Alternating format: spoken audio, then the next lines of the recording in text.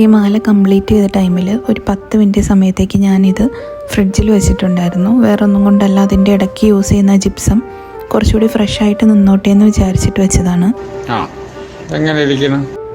പക്ഷെ അത് കൊടുത്തു വിടുന്നതിന് തൊട്ട് മുമ്പാണ് ഞാൻ അതിൻ്റെ ഫോട്ടോസൊക്കെ എടുത്തത്. അതിലൊക്കെ മാല ഓക്കെ ആയിരുന്നു കേട്ടോ, ഒരു പ്രോബ്ലം ഉണ്ടായിരുന്നില്ല.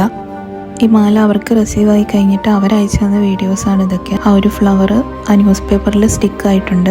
അവരതൊരു പ്ലാസ്റ്റിക് ഷീറ്റിലേക്ക് മാറ്റിയിട്ടുണ്ട്. പക്ഷെ ആ ടൈമിലും അത് നനയ്ക്കുന്നുണ്ട്. പിറ്റേ ദിവസം ആ ഫംഗ്ഷൻ്റെ ടൈമിൽ മാല എടുത്തപ്പോഴാണ് മാല ഫുള്ള് മെൽറ്റായിട്ടുള്ള ഒരു കണ്ടീഷനിൽ കണ്ടത്. അന്ന് ഫംഗ്ഷൻ അവർക്ക് മാല യൂസ് ചെയ്യാൻ പറ്റിയില്ല. ഈ ഫ്ലവർ വെള്ളത്തിൻ്റെ പ്രസൻസിൽ മെൽറ്റാവും എന്നുള്ള കാര്യം ഞങ്ങൾ 2 ടീംസിനും അറിയില്ലായിരുന്നു. അപ്പോൾ എൻ്റെ കഥയിൽ വില്ലൻ എന്താ ഈ ഐറ്റാണ് കേട്ടോ. അപ്പോൾ ഇതുമായിട്ട് ഡീൽ ചെയ്യുന്ന ആളുകളൊക്കെ ശ്രദ്ധിച്ചോളൂ. ഇത്രയൊക്കെ ആണെങ്കിലും ഈ കഥയിൽ വേറൊരു ട്വിസ്റ്റും കൂടിയുണ്ട്. ആ സെയിം ബൊക്കയും ഇതുപോലെ തന്നെ നനയ്ക്കുകയും ഫ്രിഡ്ജിൽ വയ്ക്കുകയും ഒക്കെ ചെയ്തിട്ടുണ്ടായിരുന്നു. പക്ഷെ ആ ബൊക്ക ഡാമേജ് ആയിട്ടില്ല. എന്തായാലും ഫസ്റ്റ് വർക്ക് തന്നെ കൊളായിപ്പോയി.